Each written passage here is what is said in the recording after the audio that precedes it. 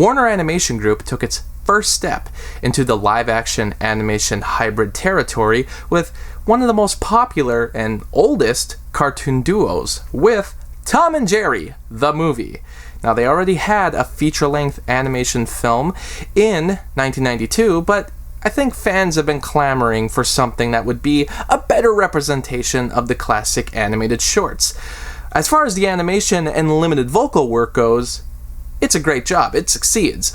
But with nearly everything else, I think it took one too many notes from other live-action cartoon revamps that occurred in the 2000s and 2010s, things like Yogi Bear, Alvin and the Chipmunks, and the Smurfs. Now, does Tom and Jerry, at the very least, leave some kind of charming impression? I was pretty happy that a second attempt at a Tom and Jerry movie was being done, with Warner Animation Group at the helm, since their body of work rarely produces a sizable dud.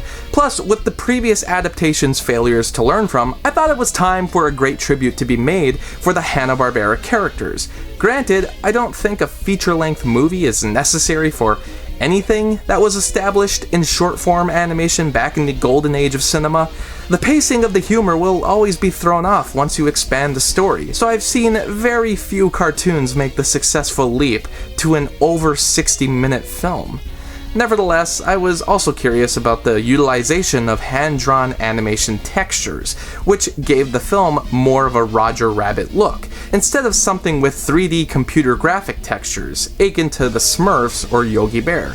However, once I saw the trailer, I expected this one to be a hard one to sit through, and yeah, it's not very good.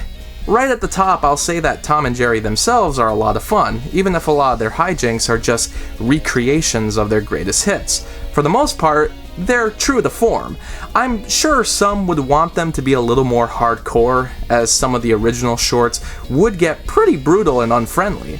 But in a lot of shorts, they pulled off some other storylines that didn't require them to be on the constant hunt, so it's acceptable that Tom isn't so ballistic in his pursuit of Jerry, but he has good reason to chase the mouse, because Jerry causes Tom havoc right from the beginning. Yeah, it's watered down, but at the same time, I don't think they were intentionally or actively trying to make this a censored version of the classic shorts. They don't have too many modern references. Yeah, there's a bad joke here and there, and the classic butt scanning on the photocopier, but at least the characters don't talk, or have some ridiculous voiceover cameo from Vin Diesel or Sylvester Stallone. This is the actual cat and mouse in modern times. The mixing of animation with live action is also very good, and I'm glad that they look exactly like the original MGM counterparts. I think my only complaint is that the draw lines are not detailed enough, so it can often look like a Flash cartoon, for a few shots anyway. It's also a bit odd that every animal is also animated, but I guess it makes the world have some kind of method in the madness. At least Jerry and Tom don't look like a real mouse and cat, so we're getting somewhere. Now, how this hotel, wedding, and human characters play into it, I'm not so sure. It's completely forgettable and has been seen before. Chloe Grace Moretz loses her job, so she basically sneaks into the hotel and gets a position in a very sneaky and somewhat unlikable way.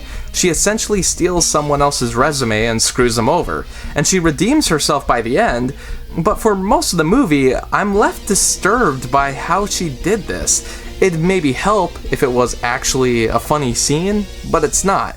It's class warfare at its finest. This is a complaint I've heard a million times across all live-action animation hybrids, but why is all the focus on the human characters? I get it. It's for the adults. The adults don't want to watch cartoons. I know it's tough to make a feature-length Tom and Jerry movie that focuses only on their antics, but there's 2 points about this. 1, why are you making it at all then? And 2, at least make the entire thing fully animated. To be fair, there's a number of direct-to-video Tom and Jerry movies that have been made in recent years, so it's not unique for them to star in a feature-length production that's completely animated. But Warner Animation Group, up until now, has done primarily full animation. So here, it's off-putting to have long periods where we focus on Chloe Grace Moretz with Michael Pena, who's completely miscasted here as a stickler of a boss, and Ken Jeong as the hotel's cook, because apparently they were all added to the cast 10 years ago. Not that these actors are nobodies, but they seem to be going backwards with taking these kinds of roles. This is totally something they do in 2011, but not in 2021. My point is, if Warner Animation Group has done primarily animation in the past, I don't really get why they had to do a live-action hybrid this time around. I mean, at one point they were gonna make a fully animated movie. So I don't know what changed, but I'm gonna guess someone looked at some chart somewhere and it said, hey, adults, they don't go to animation movies. Even though consistently there's been tons of fully animated movies that make it into the top 10 highest grossing movies of the year. Colin Jost is also in this, and pretty unremarkable. I love the guy on SNL, and I read his book, and it's hilarious, and I'm actually a really big fan. Like, really, I know more about Colin Jost than probably anything else in this flick. But why is he in Tom and Jerry? I was hoping this would sell me on the idea of future acting appearances from Jost, but maybe he's better in the writer's room. His interview with Seth Meyers about this movie was funnier than anything that's actually in the movie. He's the one getting married to Prita, but she's feeling unsure about things because her fiancé is being a little too grandiose about it all, which is one of the more odd predicaments I've seen in a wedding film. Also, she doesn't seem to have a lot of chemistry with the guy, or actual screen time with the guy. And on top of everything, Prita seems to have more of a connection to Moretz's character Kayla. I kept waiting for Prita to drop Jost's character Ben and run off with Kayla. You see, Kayla steals a job and the bride. What a movie. Also, Tom and Jerry are in this. It's too bad because it's not that Tom and Jerry can't have secondary roles that play up the fun while a meaningful story plays in the forefront, but if that's what you want to do, have a really compelling story or a funny story or something that isn't done in half of the other kids' movies that exist. It's weird because behind this exact same formula that was done in the Smurfs and Yogi Bear and Alvin and the Chipmunks and so many others, there's a film that's really dedicated to the greatness of these cartoon heavyweights.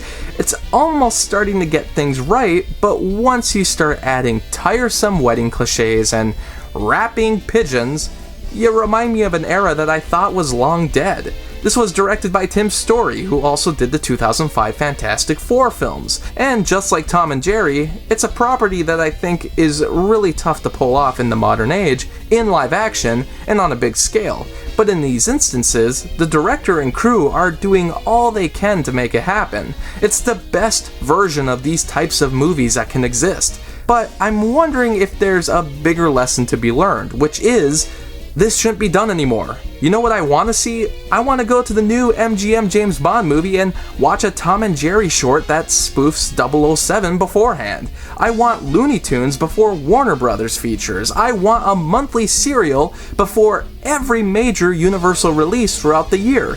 Disney is starting to figure out the shorts department, but most films still lack opening animations or short stories. I'm not sure why this concept ever went away, but let's make movies adventurous again.